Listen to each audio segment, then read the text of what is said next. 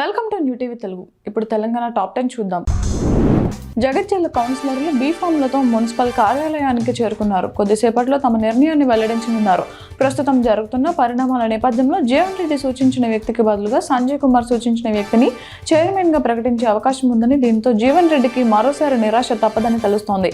ఈ పరిణామం chairman ఎన్నికపై ఉత్కంఠను రేకెత్తిస్తోంది. Jagtial municipal chairperson ఎన్నిక మున్సిపల్ కార్యాలయంలో జరిగింది. అధిష్టానం విప్ జారీ చేయడంతో సమిన్ల వాణి శ్రీనివాస్ ను ప్రతిపాదించారు. మాజీ చైర్పర్సన్ అడవాల జ్యోతి లక్ష్మణ్ ప్రయత్నించినప్పటికీ 39 మంది కౌన్సిలర్లు సమిన్ల వాణికి ఓటు వేశారు. అడవాల జ్యోతి ఓటు వేయకుండా ఓటింగ్ తర్వాత బయటకు వెళ్లిపోయారు. నిజామాబాద్ జిల్లా ఆర్మూర్ మున్సిపల్ కార్యాలయంలో చైర్మన్ ఎన్నికకు అన్ని ఏర్పాట్లు పూర్తయ్యాయి. కౌన్సిలర్ల ప్రమాణ స్వీకారం, చైర్మన్, వైస్ చైర్మన్ ఎన్నిక జరగనుంది.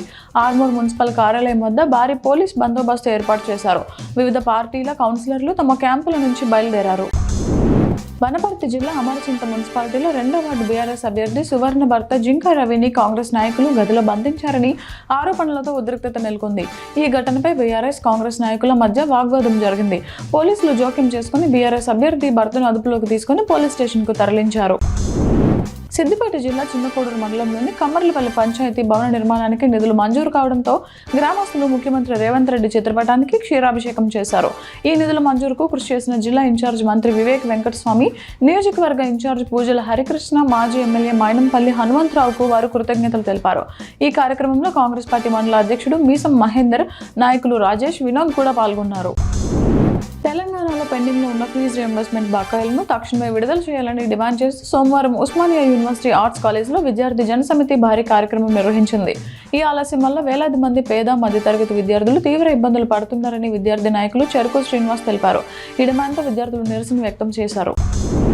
బోధన్ మున్సిపల్ చైర్పర్సన్గా తూము పద్మ శరత్ రెడ్డి ఎన్నికయ్యారు. ఆమె మున్సిపల్ కార్యాలయంలో ప్రమాణ స్వీకారం చేశారు. 35వ వార్డు నుంచి కాంగ్రెస్ అభ్యర్థిగా విజయం సాధించిన తూము పద్మ గతంలో బీఆర్ఎస్ నుంచి పోటీ చేసి చైర్పర్సన్గా ఎన్నికయ్యారు. రాజకీయ సమీకరణల్లో మార్పుతో భార్యాభర్తలు బీఆర్ఎస్ నుంచి కాంగ్రెస్లో చేరారు.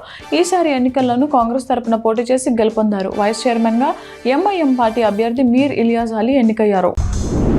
కరీంనగర్ జిల్లా జమ్మికుంట మున్సిపల్ కార్యాలయం వద్ద ఉత్కంఠ నెలకొంది. ఎమ్మెల్యే పాడి కౌశిక్ రెడ్డి, బీఆర్ఎస్ పార్టీ నుండి గెలిచిన కౌన్సిలర్లు, ఇండిపెండెంట్లు మున్సిపల్ కార్యాలయానికి చేరుకున్నారు. బీఆర్ఎస్ పార్టీ మ్యాజిక్ ఫిగర్కు చేరుకోవడంతో చైర్మన్ పీఠం దక్కించుకునే అవకాశం ఉంది. ఈ పరిణామాలతో రాజకీయ వాతావరణం వేడెక్కింది. యాదాద్రి భువనగిరి జిల్లా చౌటప్పల్ మున్సిపల్ కార్యాలయం వద్ద ఉద్రిక్తత నెలకొంది. 13వ వార్డు నుండి గెలిచిన బత్తుల వాణికి మున్సిపల్ చైర్మన్ పదవి ఇవ్వాలని నిరసనకారులు డిమాండ్ చేశారు. రాజగోపాల్ రెడ్డి తన అనుచరులకు చైర్మన్ పదవి ఇస్తానని మోసం చేశారని, బదులుగా మోగుదాల పావని, రమేష్ గౌడకు పదవి కట్టబెడుతున్నారని ఆరోపిస్తూ మద్దతుదారులు రోడ్డుపై నిరసన తెలిపారు. స్థానికులకే చైర్మన్ పదవి ఇవ్వాలని, స్థానికేతరులకు ఇవ్వొద్దని వారు కోరారు. మహబూబ్ నగర్ మాజీ మున్సిపల్ చైర్మన్ ఆనంద్ కుమార్ గౌడ్ను సోమవారం హైదరాబాద్లో పోలీసులు అరెస్ట్ చేశారు. ఆయన భార్య ప్రసన్న కాంగ్రెస్ నుంచి 49వ డివిజన్ కౌన్సిలర్గా గెలిచి మేయర్ రేస్లో ఉండడం గమనార్హం. ఈ అరెస్టు వెనుక రాజకీయ కుట్ర ఉందని, సీనియర్ నేతల మాస్టర్ ప్లాన్ అని స్థానికంగా చర్చ నడుస్తోంది.